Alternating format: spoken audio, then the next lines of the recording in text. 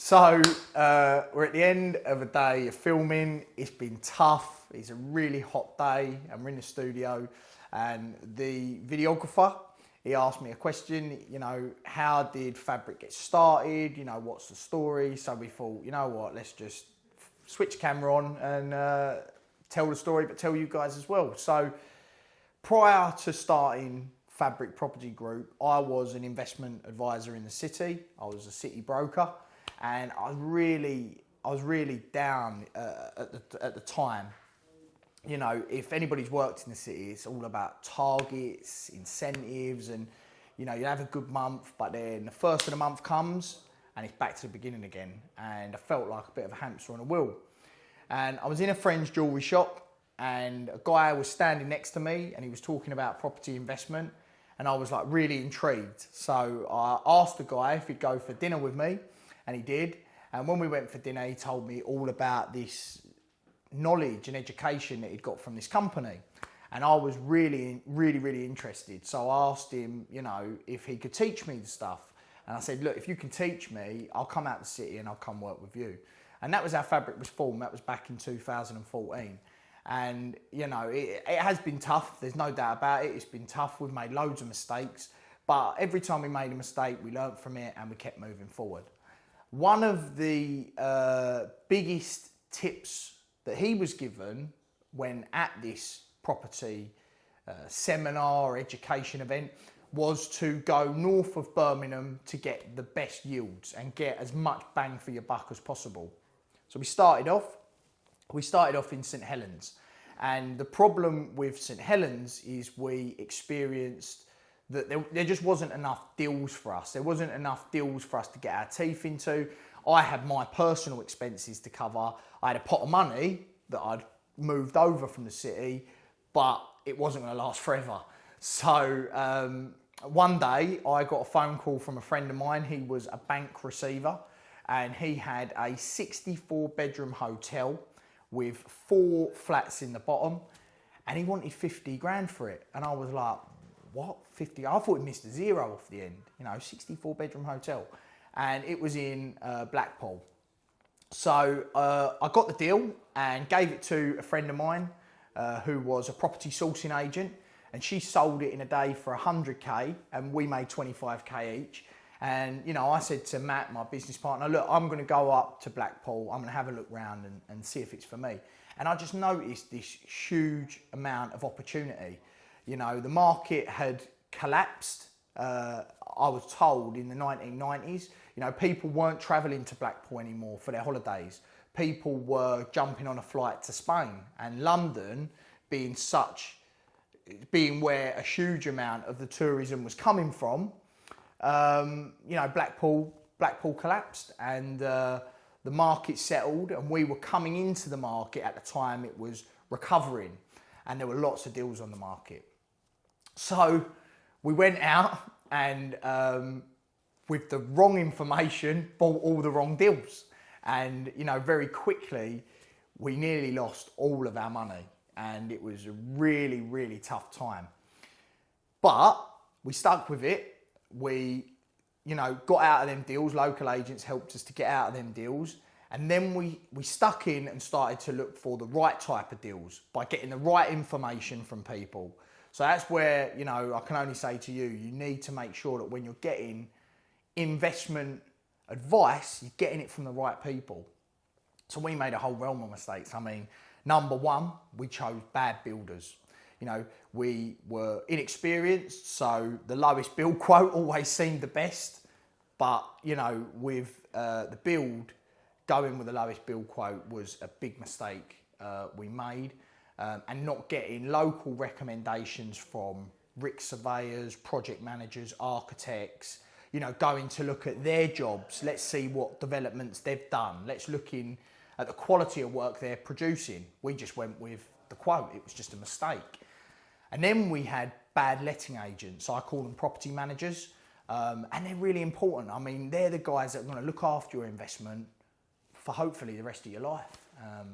And we chose the wrong people.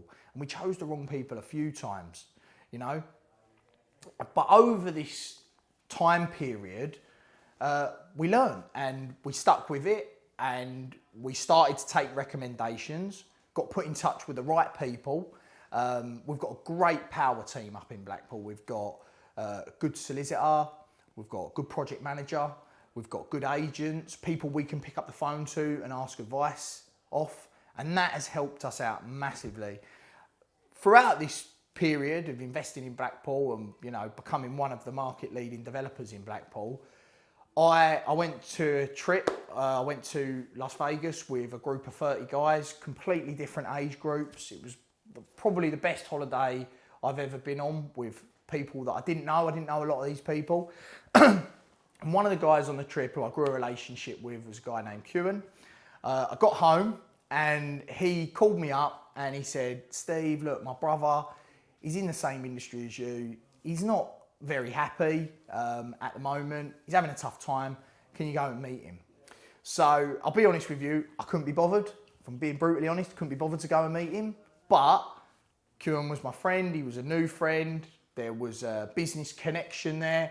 So I thought I'd go and meet the guy. And that's how I met Dal Anderson. When I went and met Dal, he was really frustrated because he was a sales and marketing manager for a company. He was a project manager, and his job was to get development opportunities, package them up for the developer and put them to market and sell them. And he was really frustrated because the developer he was working with wasn't producing the package that he'd put in front of his investors. It really, really frustrated him. And when I sat down and spoke to him, there was clearly a gap in the market. You know, 50, 60, maybe even 70% of people were not producing the returns or producing the product that was promised to investors. And when I sat down and spoke to Dal, he knew all of the best developers in the UK. He said, "Oh my God, Steve, say we could work for this developer and we could do this with this developer." And, you know, I could see this guy had strong ethics. All he wanted to do was give the best product possible to the market. And when I asked him about other sales agents, it was clear that they were going for whatever paid the best commission. So it was a simple solution. You know, I was a developer. Long term, we do plan to launch our own developments. But in the short term, we knew who the best developers were in the UK. I knew because, you know, I followed them. I was inspired by them. And he knew them because he knew they'd produced year on year, you know, what had been promised. And, you know, sadly, he was restricted to not be able to sell them developments because he was restricted to a certain number of developers. So we decided to form Fabrik Invest. And Fabrik Invest is a company there to produce the best property investments possible to the market.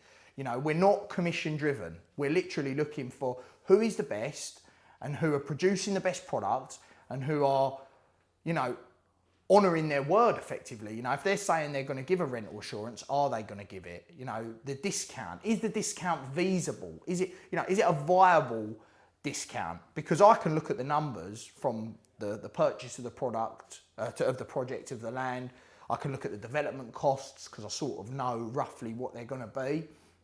And I can look at the projected figures and see if what they're offering, you know, prior to the construction phase, they can actually deliver. And, you know, me and Dal, we just buzz off it. We talk, you know, we work all the time. We talk about this stuff all the time. You know, when there's a new product or a new developer on the market, we're excited. The other real exciting thing is he gets developers ring him and ask him for advice. They want to know from him, how do they package it? What do they do? What do they say? And that gives us the opportunity to be in front of other agents. You know, we know what these developers are doing. And yeah, so that formed Fabrik Invest. We have a consultancy arm. We still have a small lettings division. So, you know, we're experienced in all aspects of property.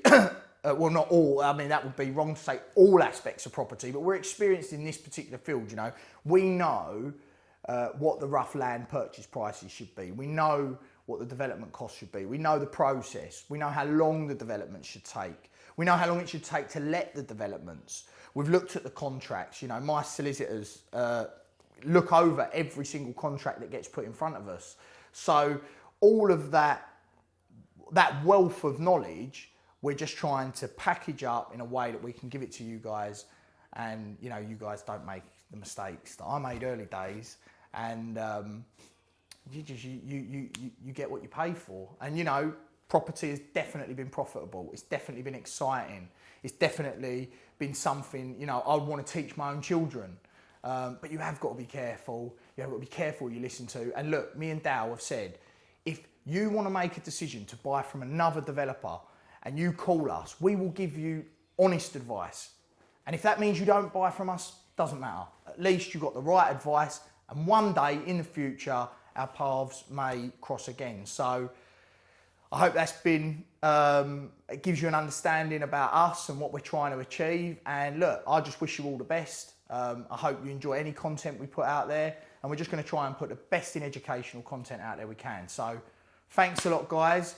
Good luck, and hopefully we're speaking again soon.